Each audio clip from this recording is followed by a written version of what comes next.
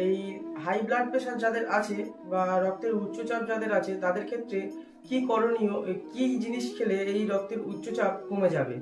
প্রথমত কথা, কয়েকটি জিনিস যেগুলো খুব সহজে আমাদের হাতের কাছে আমরা পেয়ে থাকি, তো আমরা না অজান্তে মানুষ এইগুলোকে দুচ্ছাই করে বেড়াই। তো সেই সব ধরনের কিছু জিনিস আজকের এই ভিডিওর মাধ্যমে বলবো, যেটা খেলে খুব সহজেই মানুষের রক্তের উচ্চচাপ কমে যায়। তো প্রথমত কথা, সজনে শাক বলে একটা শাক পাওয়া যায়, বা সজনে ডাঁটা, যেটা আমাদের এই শীতকালে হয়। তো এই সজনে ডাঁটা তারই গাছের এক অংশ নিয়ে আমাদের এই হাই ব্লাড প্রেশারের খুব একটা কার্যকারী চিকিৎসা আজকে বলবো।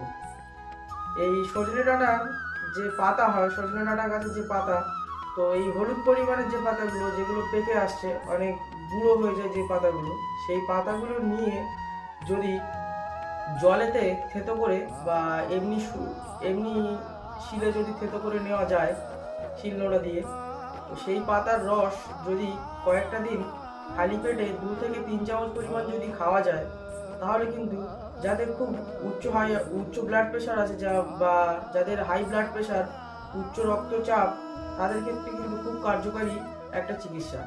তো এই নিয়মে যদি কোনো মানুষ কয়েকটা দিন খেতে থাকে, তাহলে তার হাই ব্লাড প্রেশার খুব শীঘ্রই কমে যায়।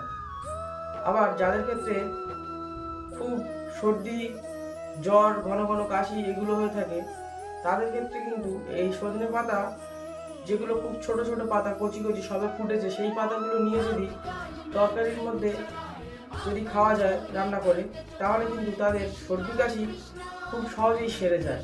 তো যাদের হাই ব্লাড প্রেশার, তাদের ক্ষেত্রে কী করণীয়? তাদের ক্ষেত্রে এই সজনে পাতার যে বুড়ো পাতাগুলো, যেগুলো হলদেটে টাইপের, সেইগুলো নিয়ে থেতো করে নিতে হবে।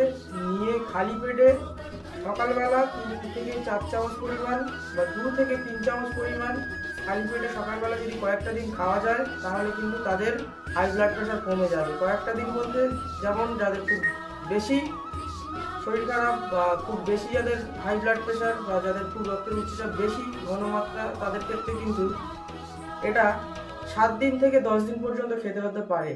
বা 2 থেকে 3 দিন যদি খাওয়া যায়, তাহলে কিন্তু এই রোগ নিরাময় হয় বা এই রোগ কমে যায়।